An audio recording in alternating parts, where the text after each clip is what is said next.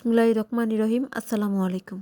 এক চুমুকে কলিজা ঠান্ডা করতে চাইলে ইফতারের টেবিলে শরবতটি তৈরি করে রাখতে পারেন। এখানে ২টা মালটা নিয়ে মালটার উপরে খোসাটা গ্রেটার দিয়ে গ্রেট করে নিতে হবে। মালটার খোসা গ্রেট করার সময় খেয়াল রাখতে হবে যেন মালটার সাদা অংশটা উঠে চলে না আসে। এবার উপরে খোসাটা ফেলে দিয়ে বিচিগুলো সরিয়ে ছোট করে কেটে নিতে হবে। একটা বাটিতে মালটার খোসা ২ টেবিল চামচ টক দই, ১ কাপ চিনি দিয়ে খুব ভালো করে মিশিয়ে নিতে হবে।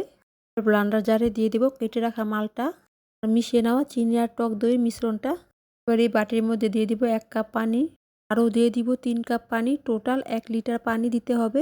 এবার ব্লেন্ডারের ঢাকনাটা লাগিয়ে খুব ভালো করে ব্লেন্ড করে নিব। ব্লেন্ড করা হয়ে গেলে ছাঁকনি দিয়ে ছেঁকে নিব। তৈরি হয়ে গেল ইফতারে কলিজা ঠান্ডা করার মতো মালটার জুস। এবার এই শরবতটা নরমাল ফ্রিজে রেখে অথবা বরফ কুচি দিয়ে সার্ভ করতে পারেন। এই শরবতটা খেতে কিন্তু এক কথায় অসাধারণ। আর ইফতারে তৈরি করে দেখতে পারেন। আশা করছি আপনাদের সবার কাছে ভালো লাগবে। ভালো লাগলে লাইক দিয়ে চ্যানেলটি সাবস্ক্রাইব করা না থাকলে সাবস্ক্রাইব করে পাশে থাকা বেল বাটনে অল দিয়ে দিবেন। আর প্লিজ আমার রেসিপিগুলো আপনাদের পরিবার ও বন্ধুদের সাথে শেয়ার করতে ভুলবেন না।